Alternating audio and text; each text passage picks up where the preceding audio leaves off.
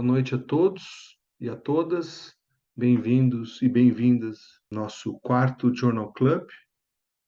E é uma idealização, inicialmente foi uma idealização de uma conversa minha aí com a Ana Angélica está presente hoje, e depois a Associação Brasileira de Fisioterapia Aquática, em nome do seu presidente, pediu para que a associação fosse integrada ao modo de apresentação mensal aqui do Journal Club. Então, estamos aqui falando também em nome da Associação Brasileira de Fisioterapia Aquática.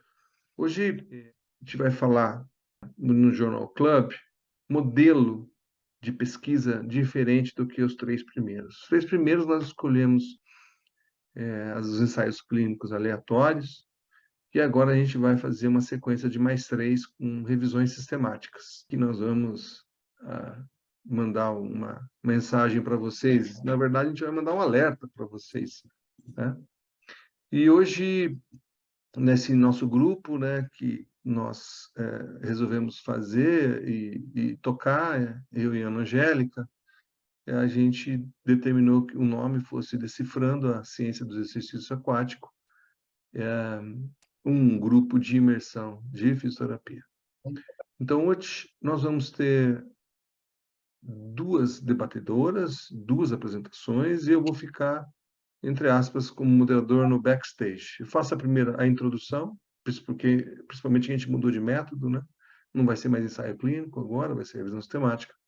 E aí eu vou finalizar com uma mensagem bem interessante de um texto de 2023 que eu achei esse final de semana lendo algumas coisas. A Camila Terra, ela é fisioterapeuta de Minas Gerais. Karen também é fisioterapeuta aqui de Londrina. A Camila trabalha e é especialista em fisioterapia aquática, trabalha aí em Belo Horizonte, e tem uma história bem interessante com exercícios na água. Ela vai se apresentar um pouquinho mais, fala um pouco mais do seu currículo, Camila, daqui a pouco. E a Karen também, na hora que ela for falar, ela vai se apresentar. A Karen é foi aluna aqui da nossa graduação, fez o mestrado e agora ela é doutoranda. Tá bom? Revisão sistemática, eu trouxe a definição da Cochrane, ou do Handbook da Cochrane, que é o livro que principalmente para os iniciantes, é um dos livros que está online, bem interessante para quem quer começar a se aventurar na revisão sistemática. Então, eu trouxe a tradução, a definição deles, né, que é um estudo secundário, né, que tem por objetivo reunir estudos semelhantes, ótimo, lembrem disso.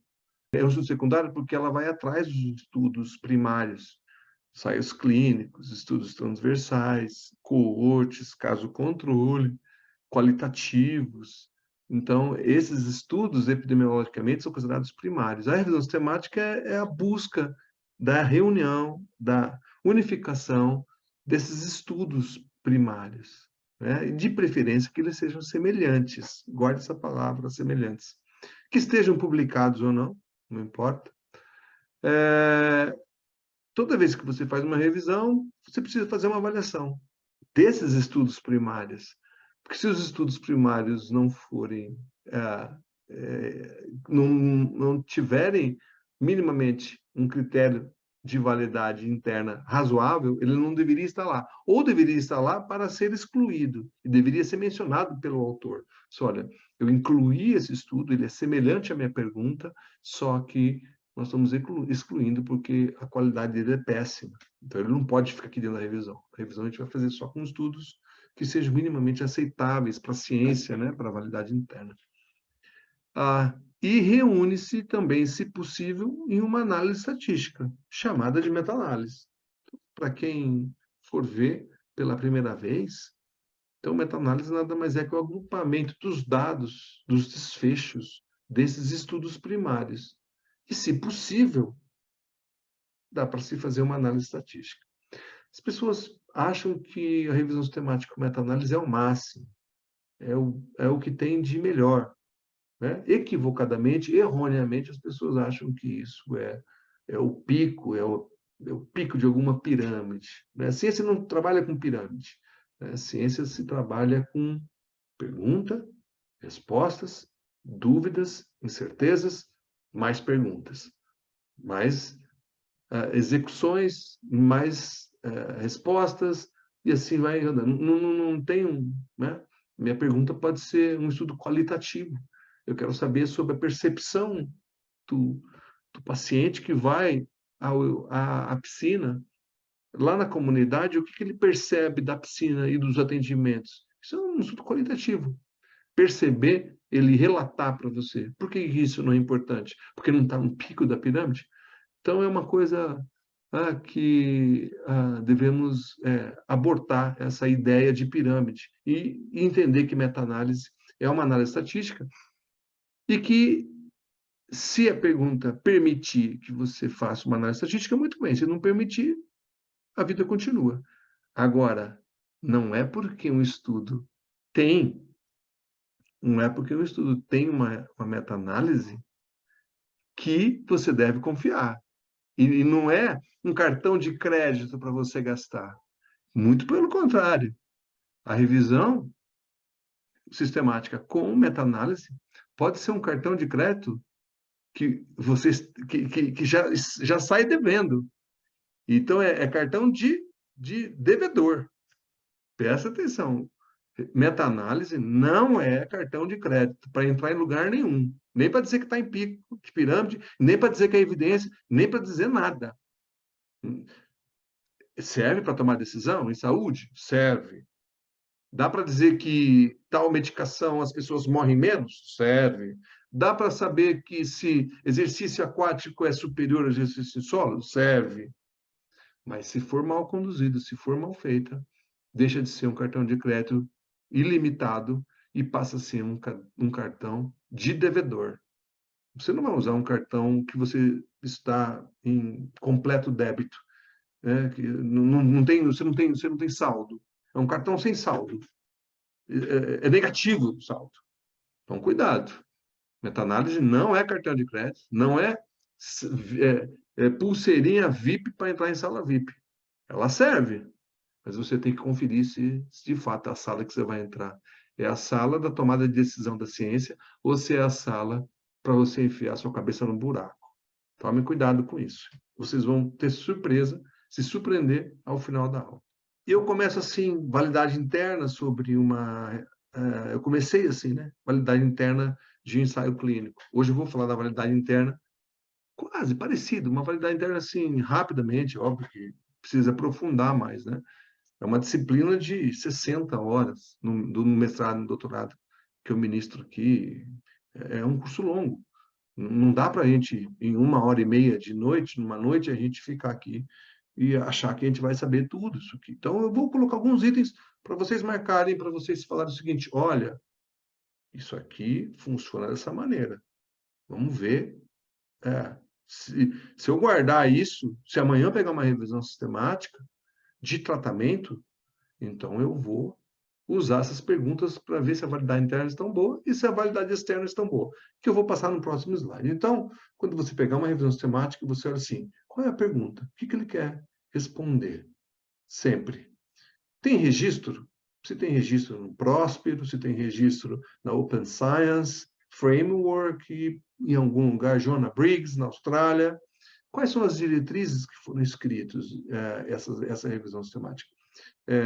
Segue o Prisma, segue o próprio Handbook da Cochrane, alguma associação, alguma sociedade internacional. Quais bases de dados? Se você não souber nada sobre bases de dados, a pessoa pode te enrolar. Você tem que entender de bases de dados, saber as diferenças das bases de dados, bibliográficas, referenciais, textuais, tem que saber a diferença disso. E saber por que você consegue navegar e buscar os seus textos. Tá? E quais foram os anos que foram investigados, isso aí. Óbvio que isso é uma coisa extremamente importante. Pergunta que você leu, você tem que saber qual o delineamento que você está fazendo, que você está procurando. Se você está fazendo uma revisão temática de tratamento, o seu delineamento é ensaio clínico. Se você está fazendo uma pergunta de estudo de prevalência, você tem que procurar estudos transversais. Se você está fazendo uma pergunta de incidência, você tem que procurar coortes, tá? Então, guardem, fiquem atentos a isso aqui, porque o tipo de estudo ele é importante. Quais foram os desfechos primários? Você vai lá e mede o quê? Com que instrumento? É baseado em questionários, em autorrelato, ou é baseado em performance? Um TUG, por exemplo, um teste de 6 minutos. Tá? Então, tem que ver. Esse desfecho primário serve para a pergunta que você está fazendo? O creme de la creme. Quando se tratar de uma revisão sistemática de tratamento, você precisa perguntar se há risco de viés. Se a pessoa fez, ou os autores fizeram a avaliação da qualidade do estudo. Mas não é a qualidade que fala, se chama risco. O risco de cada estudo que integrou essa revisão sistemática, se vale a pena, de fato, ser mantida lá. Foi feito de que forma? Que formulário que você usou? Que questionário que você usou? Nós temos problemas. Né? Por muito tempo, e ainda hoje, a escala Pedro é utilizada para tratamento. Está completamente desatualizada. Então, se a pessoa usou, já tem um grande problema aí. Se a pessoa usou o risco de viés recomendado pela Cochrane, aí já é chamado de ROB1 ou ROB2. Aí tudo bem. Para cada tipo de estudo também tem uma avaliação de risco. Se o estudo é de transversal é de um jeito, se o estudo de coorte é outro, então vai mudando. Tudo bem? Então, isso aqui é algo que você tem que... Como que ele avaliou os estudos? Houve apresentação da meta-análise? Tem um cartão de crédito aqui? Se sim, esse cartão de crédito? É pulseirinha para entrar na sala VIP? Ou não? É para você entrar pelo cano? Ou é para você ficar em débito pelo resto da sua vida? Bom? E você compreendeu mais do que isso? Você compreendeu essa estatística? Porque se você não compreender essa estatística, fica um pouco difícil. Tá bom? Validade externa. Isso aqui já é muito parecido com o que eu venho falando nos ensaios clínicos. Os participantes desses estudos... Então, a validade externa é o que eu venho falando no ensaio clínico. Tá? E esse ensaio clínico, nos ensaios clínicos, aqui eu vou deixar muito parecido. Quem acompanhou o Journal Club 1, 2 e 3 já sabe do que eu estou falando aqui. Então, os participantes do estudo são similares aos meus, na revisão sistemática, ele tem que deixar bem claro os critérios de inclusão. Os exercícios que foram selecionados, eles vão ajudar os meus pacientes, eu posso aplicar amanhã, quarta-feira, os pacientes.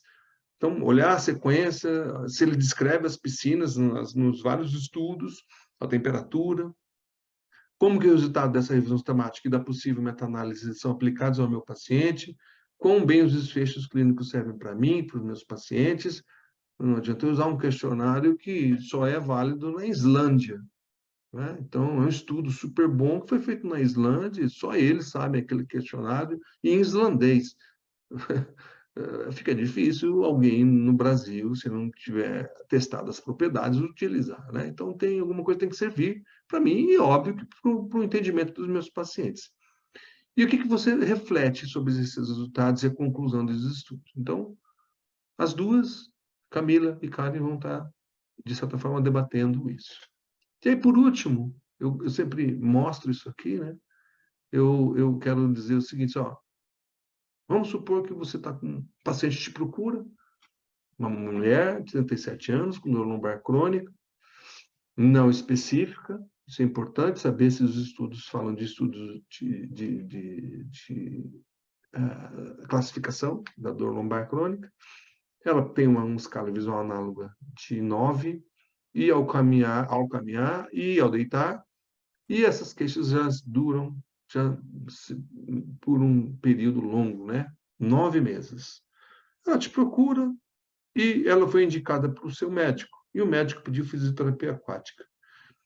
E o médico falou assim para você, falou para ela, olha, vai procurar o pessoal da Associação Brasileira de Fisioterapia Aquática, porque lá alguém que é filiado, alguém que é especialista, porque já que você tentou fazer fisioterapia em solo, por que você não tenta fazer exercício em água? Tem uma revisão nova e tal, e 2022, que eu li, o médico falando isso para paciente. E eu acho que vale a pena. Tá bom. Aí o médico falou, ela falou, e aí você corre atrás da revisão, com meta-análise, e acha 2022. E ela levanta o seguinte ponto: analisar não somente o impacto da fisioterapia aquática sobre a intensidade da dor e qualidade de vida de pacientes com dor lombar crônica, mas também o impacto da função desses pacientes, né? Como é que está a função desses pacientes. Poxa vida, você lê uma revisão 2022, o médico mandou para você, você acha uma revisão, o paciente está empolgada e você tem a ciência do seu lado, mais o desejo do paciente e a sua especialidade. Você tem 3 coisas na mão interessantes. O médico pediu, você tem a especialista e você encontrou um texto de ciência. Muito bem. E dentro das comparações, vocês acham assim o seguinte: olha, dentro da revisão sistemática está lá, meta-análises com exercício aquático versus exercício de solo, ou modalidades, ou versus nada. Achei o que eu precisava. Bacana. Camila, és tu. Jefferson, obrigada pelo convite, obrigada, Karen, por estar dividindo isso comigo, né? É uma responsabilidade muito grande estar com vocês, porque eu, enquanto uma fisioterapeuta da parte clínica, né, discutir, fazer uma análise crítica de um artigo, eu acho isso muito importante e é uma coisa que às vezes fica muito distante do nosso dia a dia, né? Então está sendo um prazer enorme estar aqui e espero poder contribuir bastante. Sou fisioterapeuta aquática desde de 2002, na verdade. Antes mesmo de formar, tenho o título de especialista pelo COFITO, pela ABFA, trabalho atualmente em Belo Horizonte na clínica dinâmica, na clínica aquática e também como assistente de pesquisa na Federal. E meu tema da pesquisa lá da Federal é justamente dor lombar crônica, né? Então, achei muito pertinente assim, a escolha do tema para hoje. Sobre o nosso artigo escolhido de hoje, então, ele o efeito da fisioterapia aquática em dor lombar crônica, é uma revisão sistemática com meta-análise. Esse artigo foi publicado em 2022 pela revista BMC. Essa revista tem um fator de impacto de 2,53 e é uma revista inglesa. E aí esse artigo, ele traz como definição dor lombar crônica, que é uma dor nas costas entre as últimas costelas e a prega glútea, com ou sem dor nas pernas, e importante, tem que ser por mais de 12 semanas. Qual que é a incidência dessa dor lombar? É uma doença musculoesquelética comum e crescente na população. E ela é o principal problema de saúde, com enorme custo econômico e social, sendo que 80% dos custos com cuidados médicos vão para esses pacientes com dor lombar crônica. E aí o autor traz como tratamento dessa dor lombar crônica 2 pontos. Ele traz um estudo do Scaturro e colaboradores, que traz a reabilitação, mais o uso da PEA, que é uma substância com propriedades analgésicas e anti-inflamatórias. Isso junto consegue diminuir a intensidade da dor do paciente, melhora a funcionalidade e a qualidade de vida. E aí ele aponta também que os guidelines da área recomendam os exercícios físicos como a primeira linha de tratamento, também para diminuir a dor e melhorar a funcionalidade. Eu achei que os autores deixaram meio perdido de como eles chegaram na fisioaquática.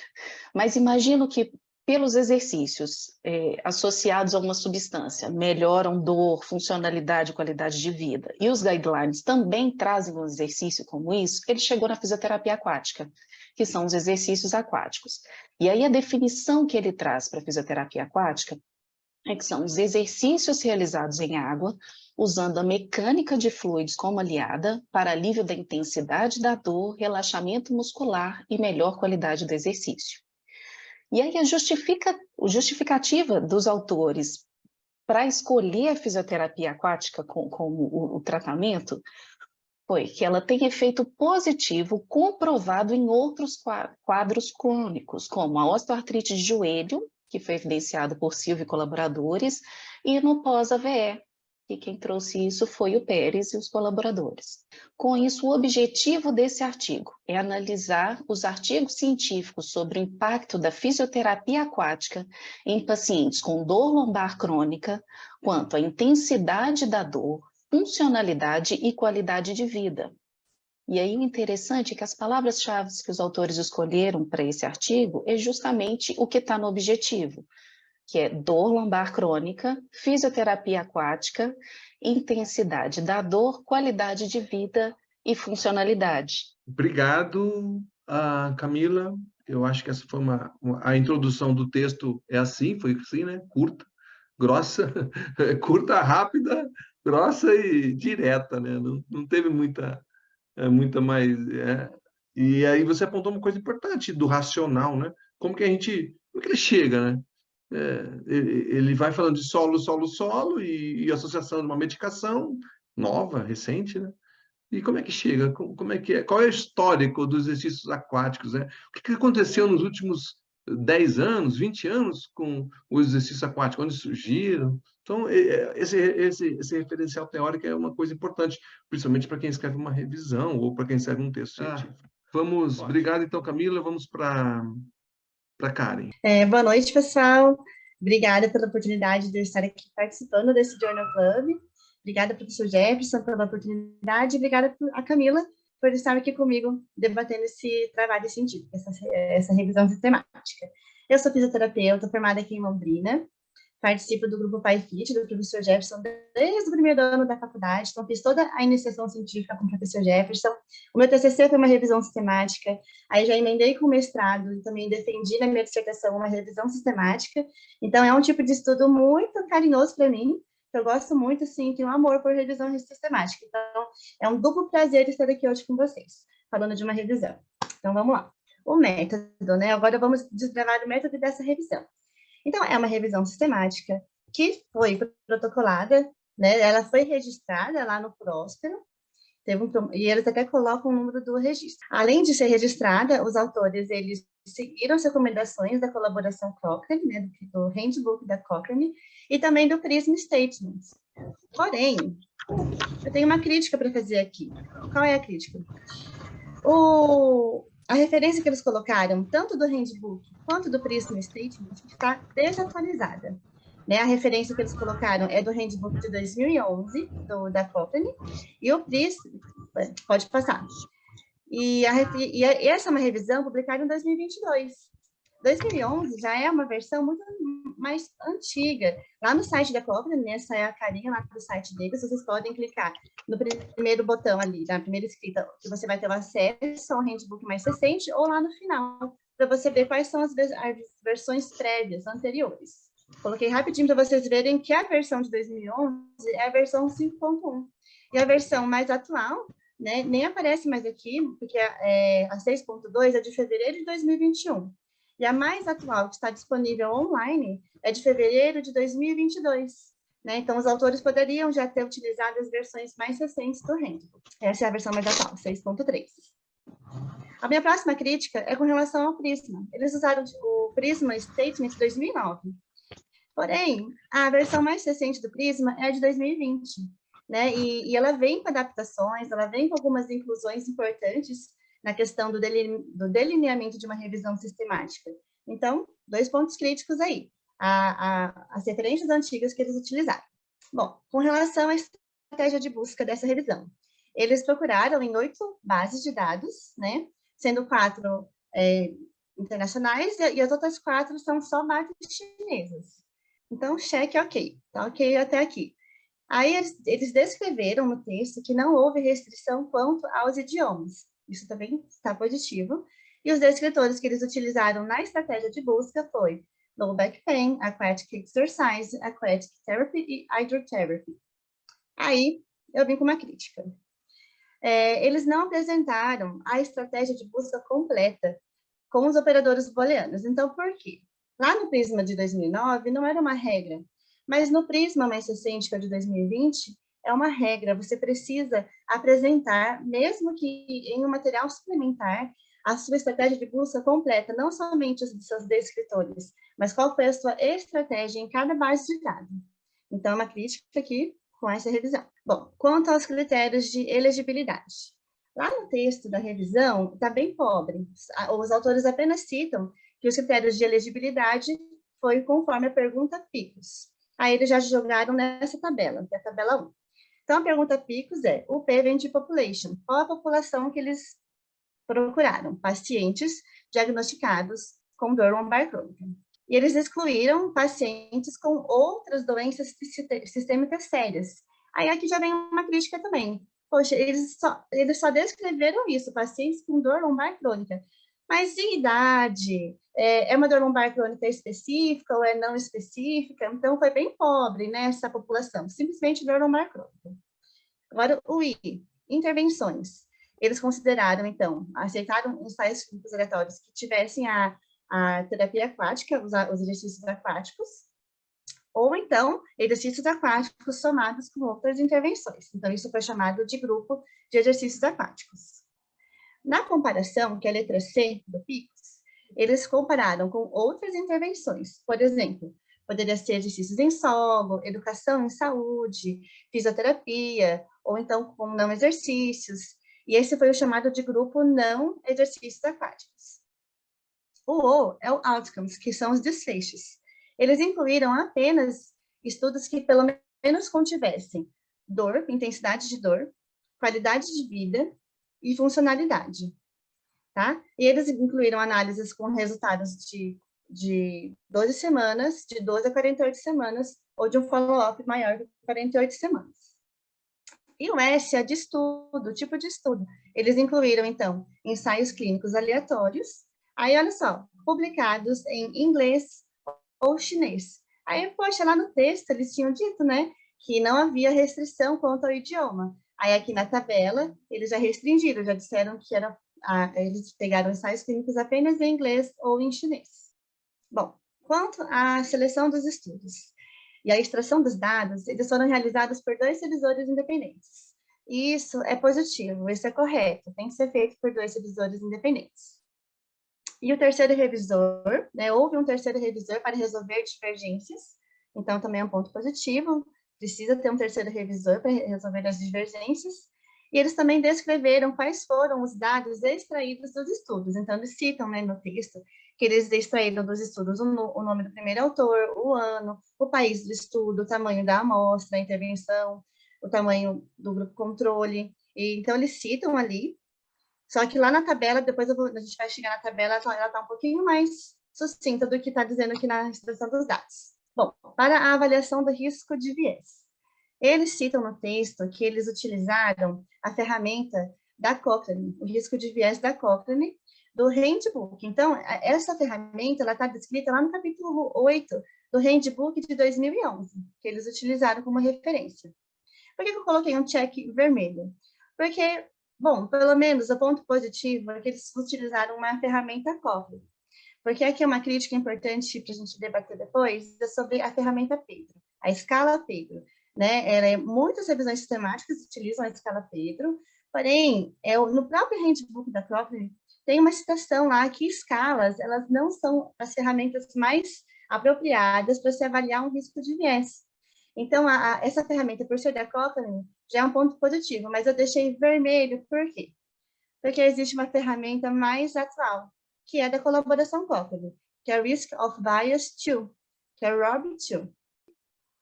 E fiz um ponto positivo, porque eles realizaram essa avaliação por 2 revisores independentes, isso é certo, é o correto. Mas a minha crítica, então, é que é uma ferramenta ultrapassada. Temos ferramentas mais novas. O Risk of Bias 2, ele foi publicado em 2019, e ele é muito mais completo, ele não vem numa versão de sim ou não para cada domínio, ele vem com todo um racional crítico para cada domínio, para você realmente chegar à conclusão final de se aquele ensaio clínico tem alto risco de viés ou não.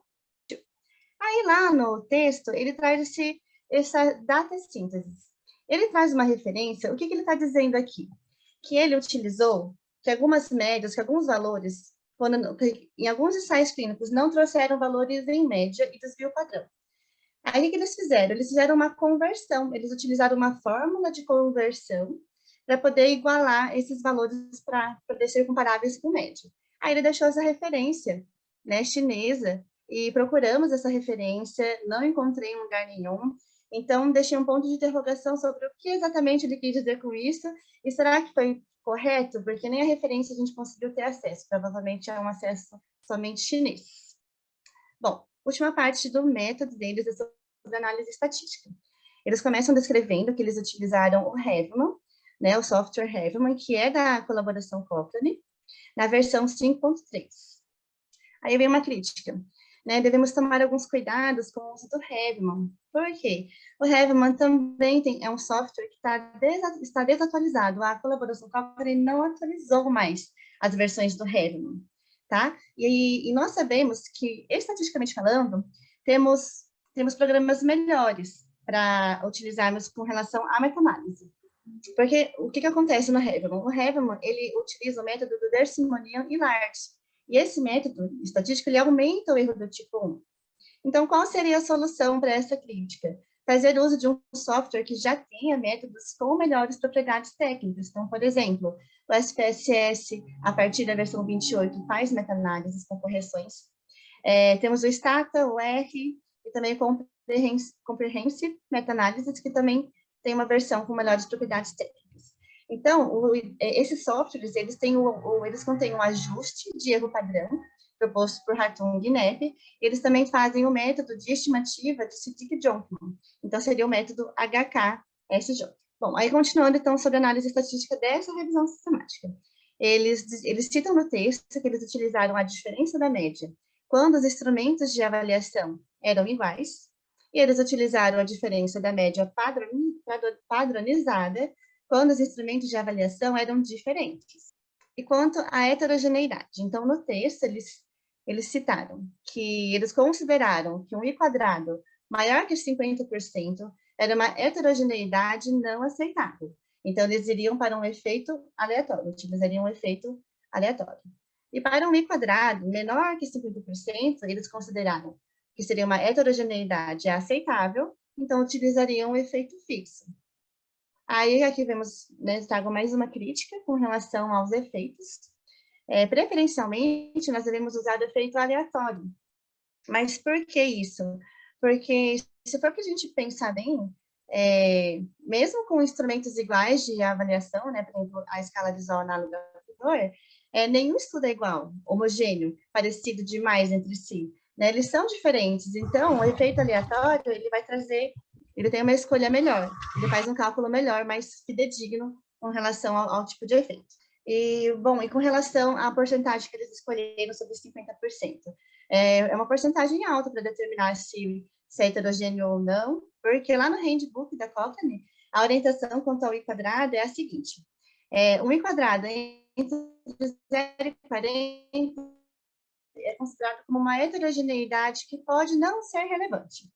Aí, um I quadrado entre 30% e 90% já é uma heterogeneidade substancial, né? E entre 75% a 100% é uma heterogeneidade considerável. Aí, pode ficar dúvida, mas os valores eles se contrapõem, né? De 0 a 40, e 30 a 90, 75 a 100. Aí, isso cabe muito do julgamento dos autores da revisão sistemática, né? Do discernimento deles, quando olham para um ensaio clínico aleatório, analisam o risco de viés, para entender o quão heterogêneo ele é, e aí encaixar entre 0 e 40, ou entre 30 e 90.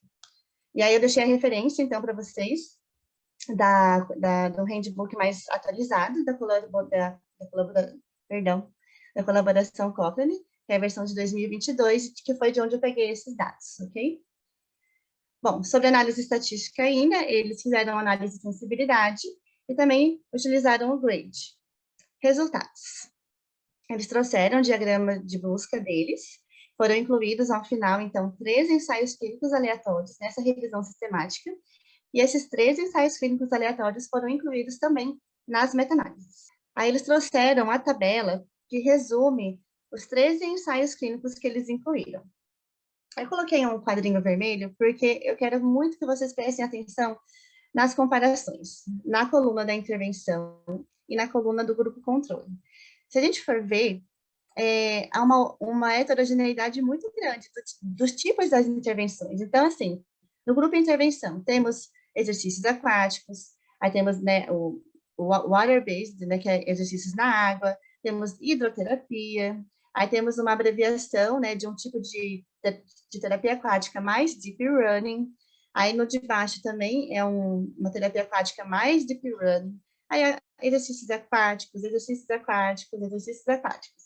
Aí depois temos mais uma terapia aquática somada ao deep running, aí exercícios aquáticos terapêuticos, hidroterapia, pilates na água, balneoterapia e com home exercises, tá? E lá no grupo controle, que teoricamente é o grupo não exercícios aquáticos, eles trazem fisioterapia mais não exercício, exercícios no solo, tratamento com fisioterapia, aí um método de terapia, um outro método de terapia, aí no de baixo solo, aí no de baixo controle, não exercício, sem exercícios, fisioterapia convencional, modalidades de fisioterapia. Então, e lá no final, métodos Pilates, que daí é a comparação com Pilates, e exercícios em casa.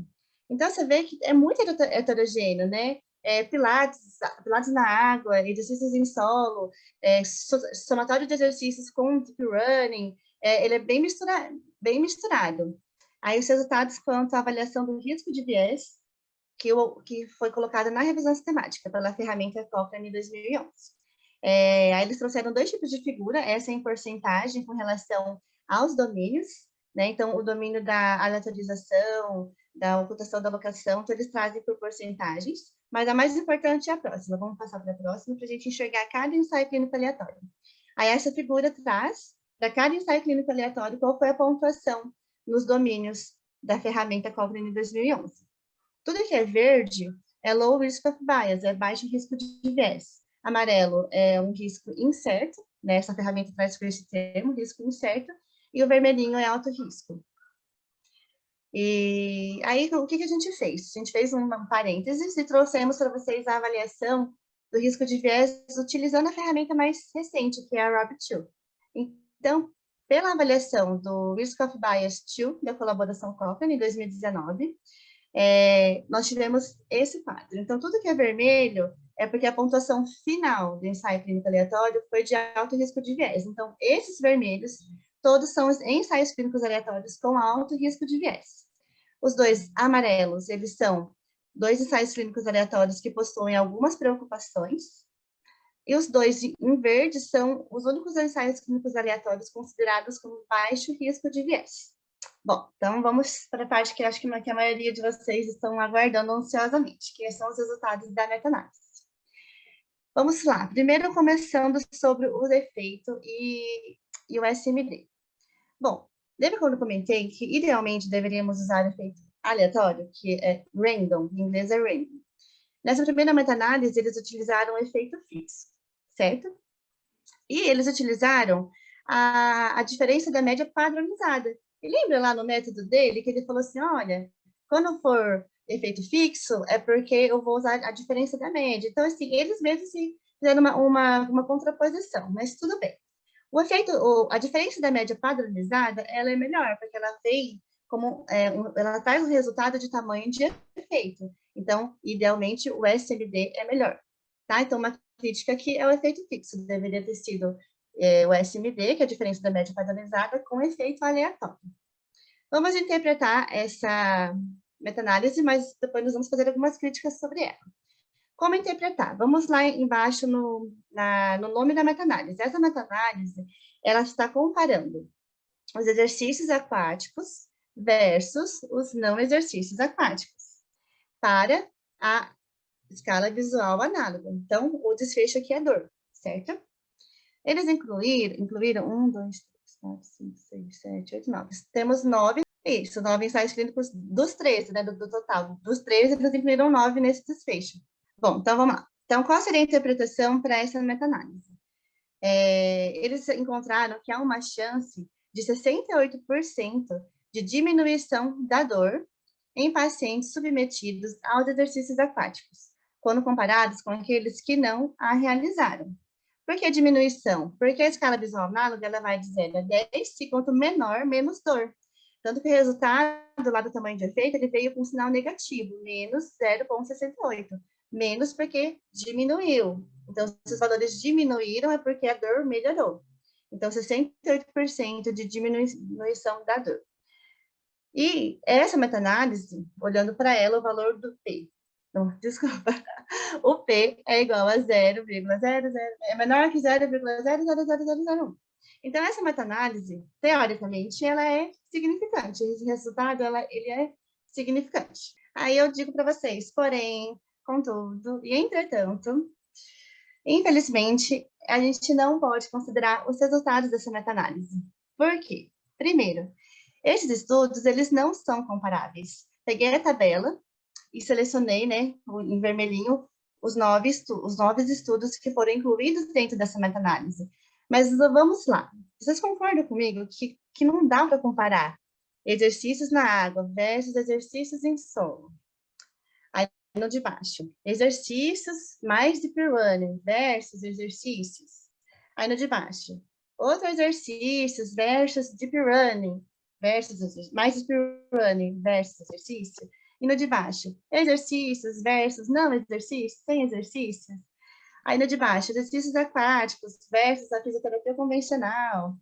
Aí no de baixo, exercícios mais deep running versus exercícios. Então, assim, vamos chegar até o final lá que tem o Pilates ainda, né? Pilates na água versus o Pilates no solo. Balneoterapia, mais exercícios domésticos versus exercícios domésticos. Então, assim, vamos combinar que são comparações que não batem. Elas não são comparáveis. Não dá para comparar um Pilates com solo e com exercício na água, então, assim, uma mistureba muito grande. Então, essa meta-análise não deveria estar montada dessa forma. São estudos muito heterogêneos, com protocolos muito distintos. Então, essa meta-análise, na verdade, não deveria nem existir, tá bom? Até porque também, vamos supor que eles estivessem com tipo de comparações, ok, todos iguais, água versus nada, por exemplo. Só que se a gente considerar o alto risco de viés na maioria dos ensaios clínicos aleatórios, essa meta-análise também seria diferente. Teríamos no máximo 2 ou 3, talvez, aí dentro. Né? Então, uma crítica bem grande. A gente interpreta a meta-análise, mas quando você vai a fundo, ela não poderia nem existir. Próxima meta-análise da revisão. Nessa meta-análise, eles trazem a comparação de exercícios aquáticos versus não exercícios para o desfecho de componentes físicos da qualidade de vida. Bom, então qual seria a interpretação dessa meta-análise? Primeiro, vamos criticar ela, né? Eles também trouxeram um efeito fixo, sendo que deveria ter sido aleatório, mas utilizaram a diferença da média padronizada, ok, veio em tamanho de efeito. Vamos interpretar, então, essa meta-análise. A gente tem a mesma situação. Esses ensaios clínicos aleatórios que estão incluídos aí dentro não são comparáveis, né? Eu olhei na tabela, que agora eu não trouxe mais a tabela, mas eu olhei, eles são comparáveis, e as suas intervenções e protocolos são muito distintas. E esses ensaios clínicos, eles possuem alto risco de viés e algumas preocupações. Mas se ela tivesse de uma forma correta, pode dar um clique. Se ela tivesse correta, a interpretação dessa meta-análise seria: os componentes físicos da qualidade de vida apresentam uma chance de 63% de melhora a favor da fisioterapia aquática. Esse valor está positivo, é um 0,63, porque no questionário, né, quanto maior a pontuação, melhor. Então, se a pontuação aumentou, quer dizer que a qualidade de vida para os componentes físicos melhoraram. Mas essa meta-análise não deveria nem existir, ok? Vamos passar para a próxima meta-análise. Essa próxima, eles trazem a comparação entre exercícios aquáticos com não exercícios para os componentes mentais da qualidade de vida. Aqui eles trouxeram com um efeito aleatório e a diferença da média padronizada. E o I quadrado foi 69, se você falar o I quadrado da outra. Aqui o I quadrado foi 69, então mostra que há uma grande heterogeneidade aqui.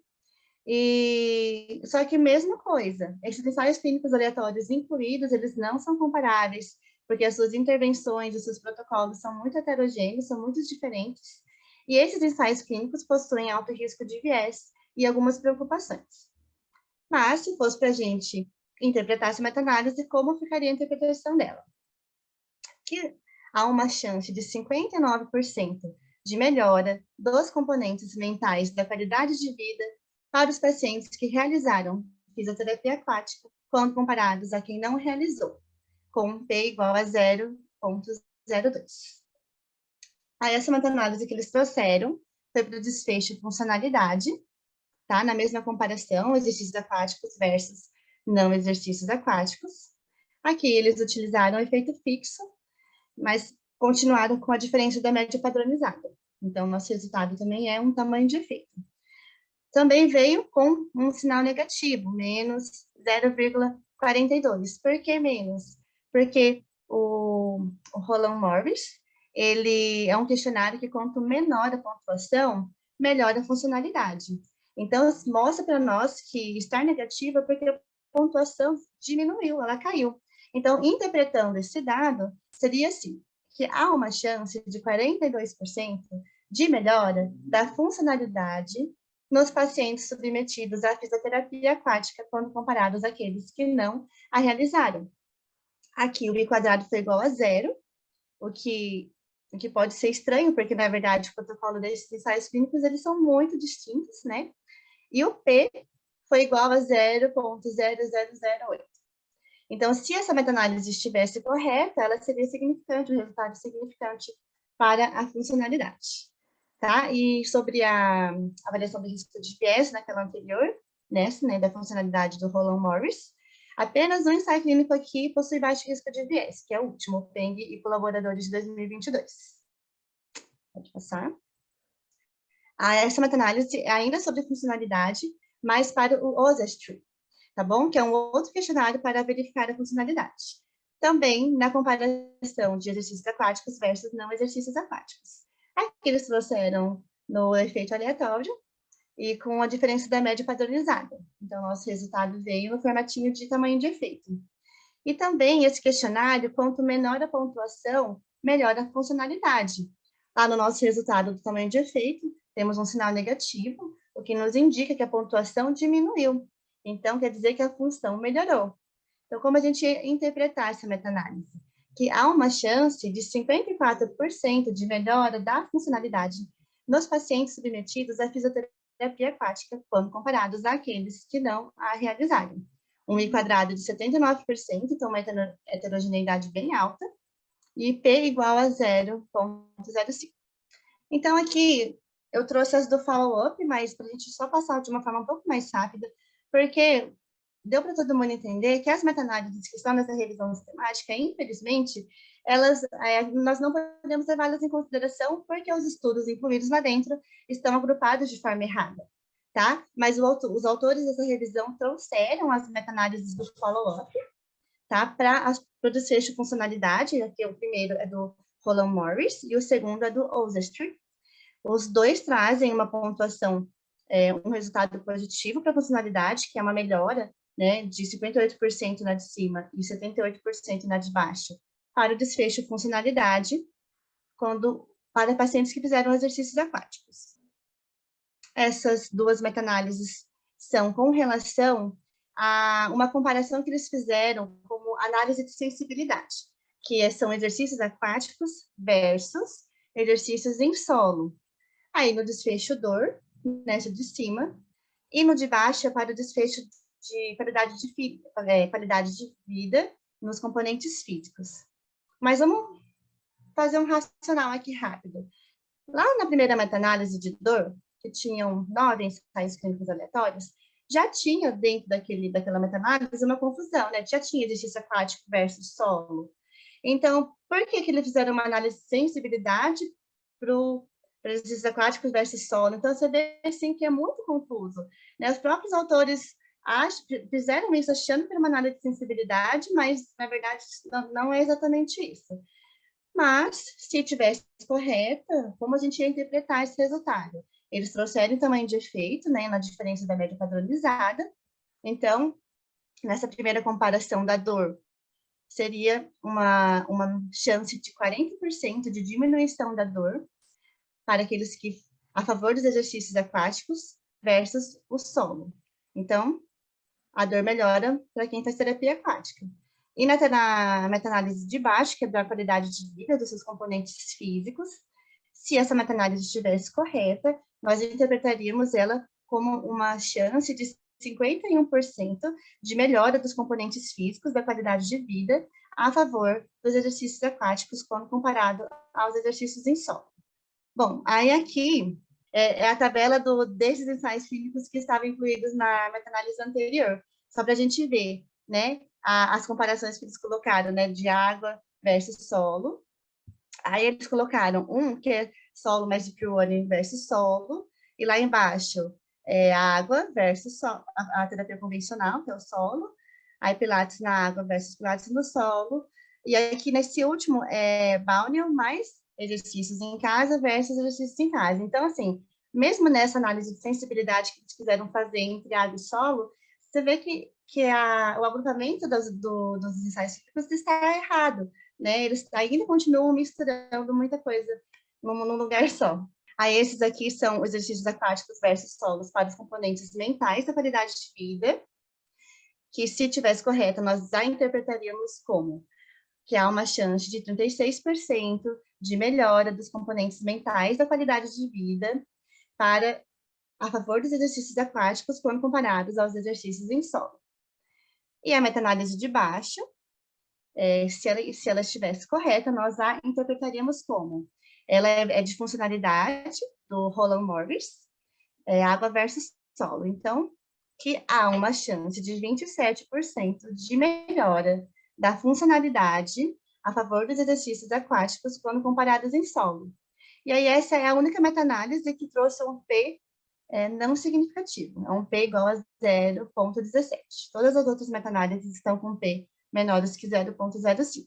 Essa também veio com P maior que 0,5. Então, essa última meta-análise é a comparação da água versus solo para o OSESTRI, que também é um questionário de funcionalidade. Seria que há uma chance de 34% de melhora na funcionalidade aos pacientes que fizeram fisioterapia aquática quando comparados em solo, porém não estatisticamente significante, P igual a 0,30. Oi. Quando não há diferença com significância, então não há chance. Esse 0,34 inexiste. Sim. Entendeu? Então, eu só quis mostrar para eles a interpretação assim, da meta-análise mas, mesmo, né? mas aí eles não podem interpretar a anterior e não podem interpretar nem aquela de 0,17, nem essa de 0,34, porque não há diferença com teve um peso significância. significante. Então, está certo que o tamanho de efeito ele deveria ser mais estimulado, mas com a não significância e com os erros, é melhor nem ler. Aí, então, para a gente refletir, como a gente pode distinguir uma revisão sistemática ruim de uma boa? Primeiro, a gente tem que verificar se a revisão sistemática foi registrada. Não que isso vá salvar a revisão, né? Mas é porque lá no PRISMA, os revisores precisam seguir as diretrizes do PRISMA Statement, e ele pede isso, né? Você precisa registrar a sua revisão. Então, isso é muito importante. Você também tem que verificar se os autores seguiram as recomendações do Handbook, da Cochrane, e o PRISMA Statement, os atualizados, porque toda atualização, ela traz melhoria. Então, você tem que buscar usar os mais atualizados. Verificar se o instrumento de avaliação do risco de viés foi o Robert Chu, no nosso caso, que foi ensaio clínico aleatório, certo? Porque para outros tipos de estudos são outras ferramentas de avaliação do risco de viés, mas para ensaios clínicos aleatórios, o mais atual é o Risk of Bias 2, da Cochrane. E verificar, então, se os autores foram minuciosos na escolha dos ensaios clínicos aleatórios incluídos nas meta-análises. Ou seja, incluírem apenas ensaios clínicos aleatórios com baixo risco de viés, que comparam exatamente os mesmos tipos de intervenções com o protocolo o mais parecido possível com relação à frequência semanal, ao tempo de terapia, ao tempo de avaliação. Então, o que a gente encontra muito no mundo científico? Revisões sistemáticas que não seguem esse tipo de minuciosidade, que é você pegar os seus estudos que você tem em mão e realmente ver quem, de fato, é comparável com o outro. Não adianta você fazer uma revisão semática e incluir um monte de ensaio clínico na meta-análise para ficar bonito, mas não ficar correto, né? Nós precisamos de revisões temáticas corretas. Tá bom? Eu trouxe até aqui, não trouxe a discussão da própria revisão, porque eu acho que vai ser legal a gente discutir entre nós, ok? Karen, obrigado pela excelente apresentação. Nós estamos aqui 15 participantes. Eu gostaria que vocês fizessem as perguntas, né? Porque o que vocês acharam? Vocês estão diante de um paciente que o médico encaminhou para vocês e que vocês agora, o paciente quer ir para a água e vocês estão com a ciência do lado de vocês, do ladinho, sim, do ladinho, do lado direito de vocês, do lado esquerdo de vocês, rodeado de ciência, né? Aula de ciência da Camila e da Karen. O que vocês vão fazer agora? Desnudamos a ciência para vocês num texto 2022, tá? Desnuda. O que vocês fazem? Põe a roupa e volta para casa, desiste, insiste, fala, bate no peito e fala que a experiência de vocês é soberana. Ótimo. Primeiro, eu queria parabenizar o senhor por essa iniciativa, junto com a Ana Angélica, né? Tomaram a frente aí e botaram a bola para correr. Também a Camila e a Karen pela apresentação, que sempre é enriquecedor, né? Para nosso aprendizado e para a gente ficar mais crítico e tomar cuidado com o que a gente lê e escuta e precisa colocar no dia a dia, como o senhor falou, precisa colocar na prática. Não só para os pacientes, mas também, como a gente sempre discute, acaba discutindo no final dos journal clubs, para levar para os gerentes, né, para os coordenadores e gerentes, as revisões sistemáticas e os ensaios clínicos. A Karen tem uma experiência já com as revisões sistemáticas, e com a análise de risco de viés. Eu acho que esse é um grande aprendizado que a gente leva hoje com essa apresentação de artigo, de que de nada adianta, mesmo que você tenha uma boa leitura de análise estatística, que já é difícil para o clínico, você lê análise estatística, olha que legal, que deu diferença, a frequência aquática foi melhor na maioria dos desfechos analisados nesse estudo, mas se não tem análise do risco de viés, se não analisa cada ensaio clínico incluído numa meta-análise, de nada adianta manter essa matemática, de nada adianta a revisão sistemática, e você não consegue tomar decisão com um ensaio clínico, com revisão sistemática. Na verdade, você pode até tomar uma decisão errada, né? Ou levar uma informação errada para o seu superior, ou para tentar pleitear alguma coisa dentro da sua instituição, do hospital que você trabalha. Acho que eu queria deixar essa minha reflexão aí que eu tive assistindo a apresentação da Karen e da Camila. Parabéns, viu, meninas? Dá palpite também. Boa noite, gente. Parabéns, meninas. Arrasaram na apresentação, foi muito, muito boa. E é muito legal, né? Porque a gente assiste a apresentação dos outros, a gente sempre aprende algo novo. Mas uma das coisas que eu fiquei pensando durante a apresentação de vocês, eu acho que a gente continua com o mesmo problema sempre da definição da fisioterapia aquática, né? Isso é um problema de muitos estudos, e aí fica aquela coisa meio bagunçada do que vai incluir ou não. Exercício aquático, mas aí tem o deep running, sabe? Fica uma salada, aí faz natação. Aí você vai olhar, às vezes, para os protocolos dos estudos, né? E aí, às vezes, você vê tem natação no meio, mas aí você não sabe se é uma... Como que funciona isso, sabe? Então, eu acho que a gente tem esse problema sempre nos nossos estudos. E minha segunda observação é que a sensação que eu tenho hoje é que na fisioaquática, ou enfim, muita gente quer ficar provando que o que faz é melhor do que o do outro. Então, tem essa coisa de, o grupo da fisioaquática e o grupo de solo. Só que, na realidade, pelo menos para mim sempre foi a realidade, você faz solo e você faz água. Então, eu vejo esse problema, sabe, de que parece que quer ficar... por que que não também fazer essas revisões? Excluíram as intervenções, que era a fisicoaquática, junto com o solo. Se, provavelmente, pelo que a gente tem visto em alguns ensaios clínicos, as duas coisas têm a sua importância, cada trabalho tem a sua importância, então acho que a gente deveria... a soma dos dois é mais importante do que ver se fisioquático funciona mais que fisio de solo, sabe?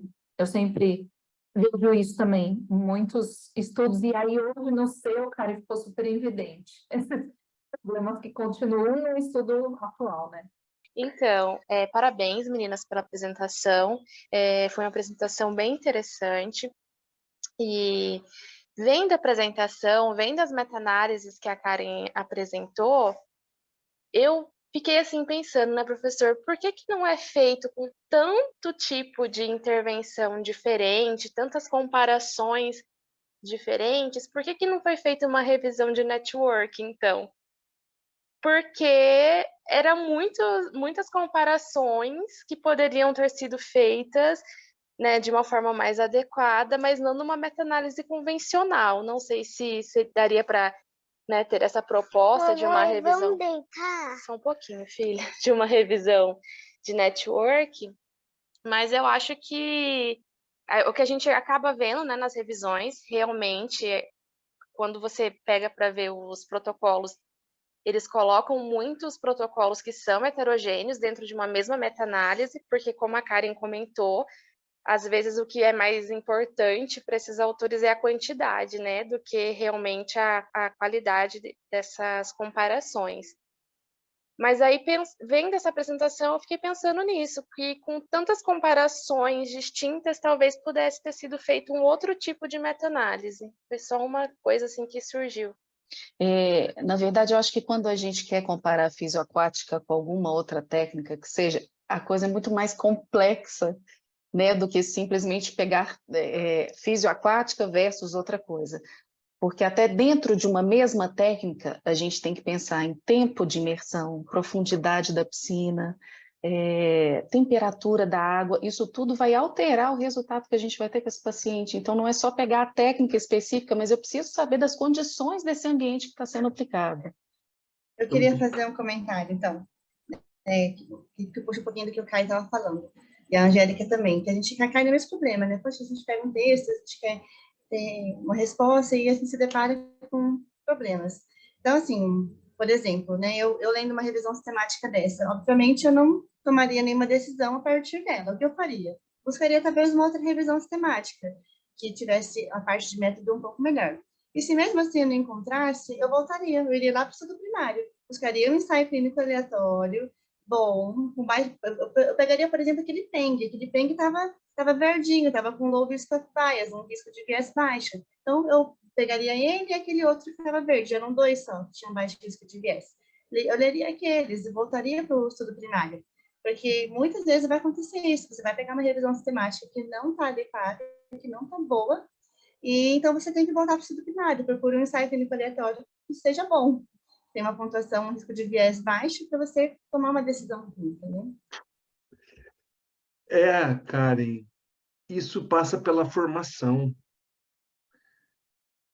E o clínico, o novo clínico, ele precisa estar melhor formado.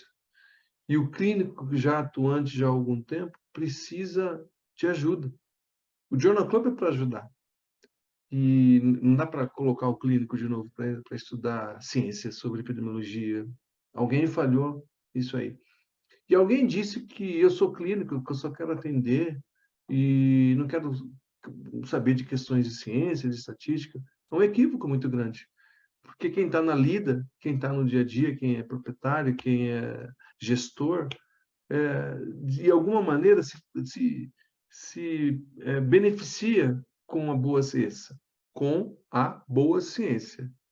Não o que foi apresentado aqui. Porque o que foi apresentado aqui não é boa ciência. Ou seja, você não ganhou a sua pulseirinha para entrar na área VIP dos estudos de melhor qualidade. Ou seja, esconde do médico que te encaminhou, não apresenta para o teu paciente, ou mostra para o teu paciente, discute com o teu médico e diz que você tem uma experiência razoável, que a tua avaliação ela é muito profissional e baseada em ciência, que você tem uma medida considerável, consistente, aceitável, e que antes e depois você vai medir isso e vai apresentar os resultados. Não tem como você não ficar longe da ciência. Você vai ter que tomar uma decisão. Ou você vai sentar e chorar, ou você vai enfrentar. Porque a ciência, na forma como foi apresentada, não está do seu lado. Mesmo que você fale dessa forma, Karen, nós temos que ver que nós temos muitos clínicos. E essa dicotomia clínica-academia, clínica-ciência, está errada, não deveria existir. Mas as pessoas precisam buscar ajuda. E as pessoas que estão sendo formadas também precisam ser melhores formadas, com professores melhores formados, melhores treinados para ensinar o futuro clínico. Só para complementar o que vocês estão falando, né? Eu acho que, como eles incluíram esses estudos com alto risco de viés, o mínimo que eles poderiam ter feito era ter explicado, né? Ter discutido sobre isso, ter falado sobre isso no resultado, que isso pode ter influenciado o resultado que eles acharam, né? Então, inclusive, é um dos critérios para avaliar essa revisão, né? Ok, eles incluíram estudos com risco de viés, mas eles justificaram, né, que esses estudos podem impactar os resultados, né? Então, nem isso foi feito, né? É invasão chinesa. É inacreditável. Inacreditável. Mas, enfim. E numa revista com um fator de impacto É de legal, 2, né? né? 2 e pouco. Mas a gente apresentou no último ensaio clínico aqui uma revista com um fator de impacto 13. Ela não tinha problema na vaidade interna, mas ela comparou exercício aquático com eletroterapia, eletrotermofoto.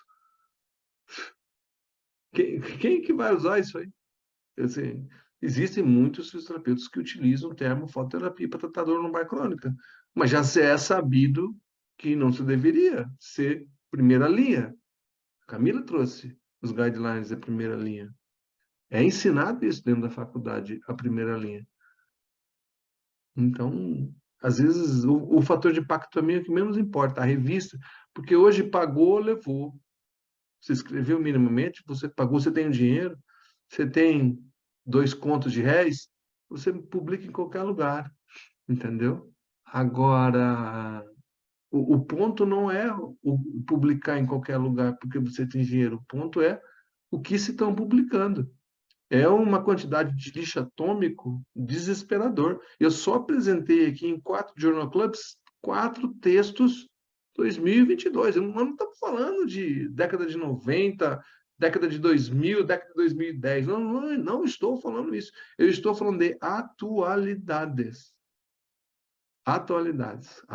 É isso que eu estou falando. Mas o fator de impacto, revista, isso para mim já dei vários exemplos para vocês, inclusive aqui no Journal Club, porque a revista é interessante, tudo, mas pagou, levou. Essa é uma revista paga.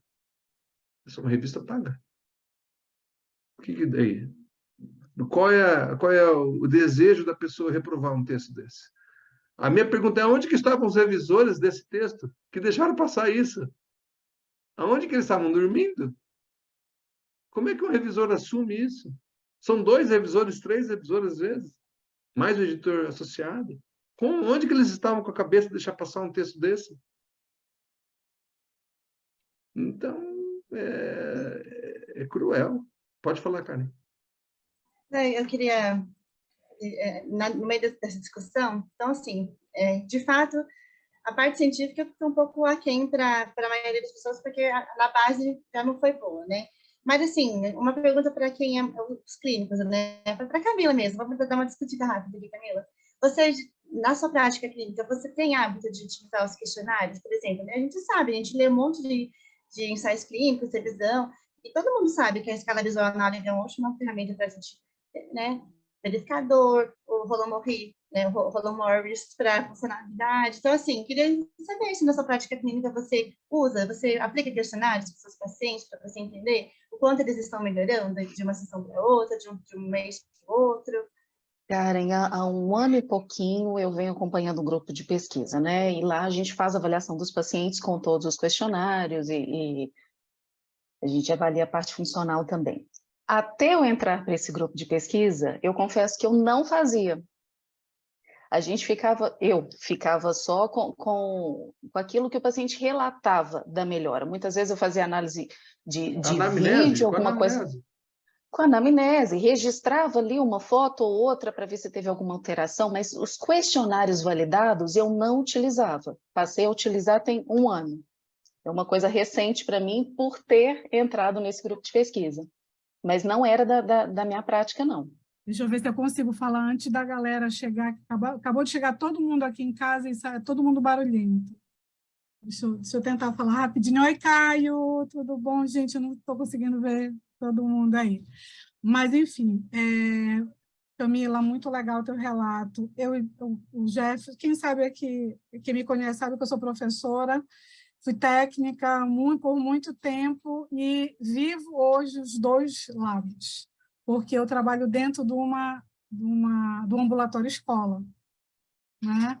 E eu lido com as 2 situações, porque a gente dá aula e leva essa vivência de trabalho com os questionários para dentro dessa realidade que não acontece, que é da avaliação, da anamnese, dessa avaliação sem o uso dos questionários, como a Karen perguntou aí, né? Então, dentro também desse ambulatório, tem os grupos de pesquisa, que tem esse outro aspecto, né?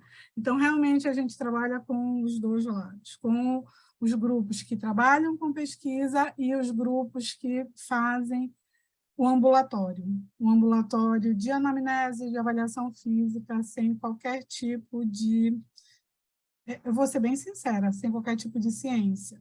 E a gente, quando entra nesse âmbito, somos ETs. É assim que eu sinto, tá, gente? E quando a gente começa a falar sobre ciência, é um misto de encantamento, mas de, meu Deus, o que é isso? Então, ao mesmo tempo que eles querem se envolver, eles também têm medo, porque é muita coisa diferente para eles, porque eles estão muito distantes disso. E eu acho louvável o Journal Club, eu acho louvável a BFA se mobilizando a favor desses estudos, porque eu sinto muita falta disso, sabe? Sinto muita falta mesmo, e obrigada pela palavra. Na literatura, eu vou dizer, nos últimos 10 anos, sem medo de errar, nós temos mais de 1000 artigos, nos últimos 10 anos. 1000 artigos sobre fisioterapia aquática em alguma coisa. 1000. 10 anos, 1000, ou seja, 100 por ano. Aproximadamente 100 por ano. Eu não sei. A crise, para mim, a crise é mais embaixo. Não ter e a pessoa querer e bater no peito e fazer algo político ou até agressivo para que se use e defender os direitos, usar os preceitos da ética. O princípio principalista diz isso, né? Beneficência, não maleficência, autonomia e justiça. O paciente tem autonomia e a justiça está ao seu lado se ele quiser fazer uso de algo que não é comprovado. Acabou. Está dentro do princípio principalista da ética. Você conhece o princípio principalista. E a nós? Exercícios aquáticos. 100 textos por ano. De todos os continentes, de todos os lugares. Todos os lugares. A China está dominando agora. Mais de 100 por ano. De todas as línguas. O que a gente faz? Você acha que o meu prazer é fazer isso? Meu prazer não é isso. Eu quero trazer um bom. é um bom. Mas eu estou procurando. Se vocês acharem uma revisão que é top, vamos fazer a quinta, sim. Vamos fazer a Leia para discutir aqui. Vamos fazer outras pessoas. A Ana Angélica volta, o Caio. Faz os 3. Vamos discutir uma revisão sistemática boa, só escolher. A Késia faz a introdução, gosta de estudar, estudiosa. Vamos. Desafio vocês, tragam uma revisão sistemática boa. Ou me entreguem e apresentem e continuem insistindo. Um congresso é para se discutir isso. A gente espera que as pessoas vão levar nos 20 minutos que ela vai ter, ou 30 minutos, algo positivo, que combine prática clínica com ciência. Mas cadê a parte da ciência? Precisa ter um componente de ciência. Foram falados aqui sobre gestão, porque esses estudos vão chegar na mão dos gestores, vão chegar na mão dos médicos. O médico guia o paciente, não vai fazer fisioterapia. Faz mal. Fique em casa e durma. O paciente vai dormir. O gestor vai mandar você embora. Porque se ele pegar um estudo, você não precisa de ninguém aqui atendendo. Vou fechar essa piscina. Gestor, outros profissionais de saúde que, entre aspas, mandam no paciente. É difícil o paciente ser consciente. Nós temos muito mais pacientes conscientes hoje do que a gente tinha no passado. Mas a gente tem muita profissional sem noção. Tanto na área não nossa, como na área da gestão de instituições que têm piscina. A Ana Angélica falou sobre o componente dos estudos, mas o objetivo de uma revisão nem é discutir isso, porque eu quero recuperar, nos últimos 20, 30 anos, o que todo mundo publicou, separar o joio do trigo e te apresentar. Agora, como sugestão para próximos estudos, agora, como para sugestões para a prática clínica, aí sim, sugerir estudos que, de fato, façam comparações razoáveis, minimamente inteligentes, que entra a combinação do solo e da água. Mas a revisão sistemática, a função dela é buscar, separar joio e trigo e mostrar o que é trigo. A gente está esperando uma pulseirinha para entrar numa sala VIP. A gente não conseguiu entrar em sala VIP nenhuma. A gente está precisando de um cartão de crédito com saldo grande. Nós não temos saldo nenhum. Pelo menos nesses 4 estudos que nós apresentamos, nós somos zerados de saldo. Aí entra a função das instituições.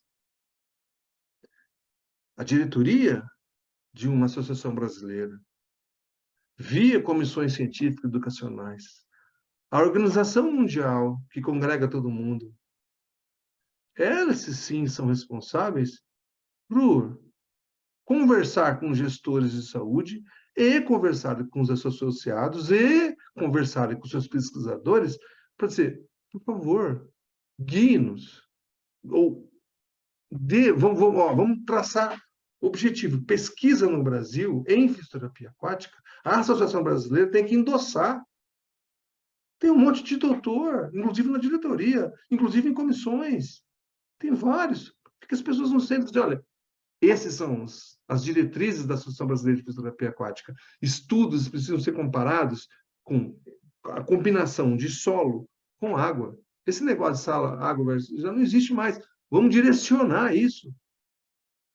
Nos últimos 10 anos, Ana Angélica, no Brasil, existem 20 a 25 textos por brasileiros publicados. Os outros 100, os outros 75 são de estrangeiros por ano. Ou seja, o Brasil é responsável, nos últimos 10 anos, por 1/5 da produção científica, ou 1/4, quase 1/4, Angélica. Pega os textos do Brasil, dos brasileiros. As pessoas precisam fazer pesquisa guiadas por uma associação de classe.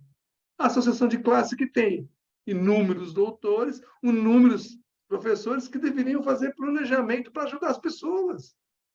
É num Journal Club que se faz isso. Não, desculpa, não é só num Jornal Club que se faz isso. É com reuniões da própria associação. É para isso que serve uma associação também. Não só para outras coisas, também serve para isso. Né? E isso, consequentemente, guiar a IOAPT, que é a mundial. A Associação Mundial ligada à World Physiotherapy está embasbacada, impressionada com a gente, porque nós somos a única associação no mundo que tem título de especialista. A única. Ninguém é especialista com título reconhecido pelo Conselho Federal. Eles estão embabacados. Eles não acreditam nisso. Como que a gente conseguiu convencer? Eles estão embabacados. Então, a gente tem que dar o primeiro passo. Agora, ficar reclamando não adianta. Ficar falando que tem que ser isso, mas nós temos que dar exemplo. Né? As pessoas que estão acompanhando têm que dar exemplo. Né? Então, olha só. 2023. Eu estava lendo esse final de semana, estudando, estava dizendo assim, ó, eu achei, as coisas chegam para mim. Um texto desse Utley e colaboradores, ele diz o seguinte, olha o título, os problemas com as revisões sistemáticas. Há uma revisão sistemática que é ao vivo e a cores, viva. Ou seja, o cara tem um site ele fica alimentando ao vivo e a cores. Todo mundo vê a cada dia. É como se fosse um grande Big Brother de revisão. Você tem um site e a pessoa, se você entrar semana que vem, com certeza o número de estudos já aumentou e já mudou a análise. Tá? Bom, eu achei interessante a Living Systematic Review do Journal of Clinical and Epidemiology. Muito bem. Lá dentro do texto que ele conta o que é uma revisão sistemática ao vivo e os problemas, eu achei essa frase, esse texto lá dentro. Ele diz o seguinte, em outras palavras, deixa eu tirar aqui, afastar um pouquinho. Na era dos incentivos acadêmicos perversos, eu vou dizer que não é só dos incentivos acadêmicos perversos, incentivos nas relações, no sentido competição, dos distúrbios psicológicos que as pessoas passam dentro de uma academia, nessa era de publicações redundantes, nessa era de publicações que se sobrepõem. A Lu, eu já contei isso para vocês, a Lu vai defender o mestrado dela daqui a 30 dias, uma revisão das revisões com 15 revisões sistemáticas do mesmo assunto. 15 revisões sistemáticas do mesmo assunto. Então, não só overlapping, né, mas de pouca confiabilidade ou de pobríssima qualidade das revisões, que estão em um aumento indesejável e contribui para o lixo da ciência. Aí eu trouxe essa foto do lixo da ciência, onde que está o lixo? Né? Na água. Aí eu fui ver quem que é o número 18. O número 18 é um editorial que o cara diz o seguinte, como revisões sistemáticas causam o lixo da pesquisa, né? Ou a sobra, que foi publicado no Lancet. Também fui atrás desse texto. E é muito interessante. O que nós discutimos, o que vocês falaram, os pontos de Leia a Caio, que foram quem começou e quem terminou, o ponto assim, como a gente vai conseguir diminuir essa lixarada? Porque nós vamos ficar desmoralizados. Nós vamos ficar desmoralizados. Se as pessoas entendessem desnudar um texto científico na área de fisioterapia aquática, as pessoas iam se surpreender. Elas iam se surpreender. Eu vou te falar, de cada 20 textos, um salva. Se nós temos aproximadamente 1000, Só fazer a conta. Quanto é que vão salvar nesse mundo? Independente do método, independente das coisas. Eu vou falar que está de 15 a 20 para 1. Eu já cantei a bola, quantos que tem? Quantos textos tem? Mais de 1000. Em 10 anos. Um pouco mais de 1000 em 10 anos. Tá bom? Então, a nossa mensagem final, a Karen não conseguiu concluir. Esse texto não se conclui. Porque uma conclusão de uma revisão sistemática com meta-análise, você conclui as meta-análises. Análise estatística. Como que a Karen vai concluir, e vai ficar gravado isso aqui, está gravado isso aqui, vai ficar para as pessoas verem mais tarde, ok, não conseguiu entrar, como que nós vamos concluir algo que é inconclusível. Nem existe essa palavra. Inconcluível. Olha só, acabei de inventar. Inconcluível. Não tem validade interna e muito menos validade externa. E nós estamos aqui a 1h45 para, infelizmente, chegar a essa conclusão. E é isso. Mais uma. Mais uma. Tudo lixo. Vocês acharam que eles iam ganhar a pulseirinha hoje? Ainda não foi dessa vez. Eu desafio as pessoas que ficaram aqui até agora para vocês buscar essa pulseirinha aí, porque não vai dar, não. Não é com essa carteirinha. Hoje vocês não vão ficar com carteirinha felizes.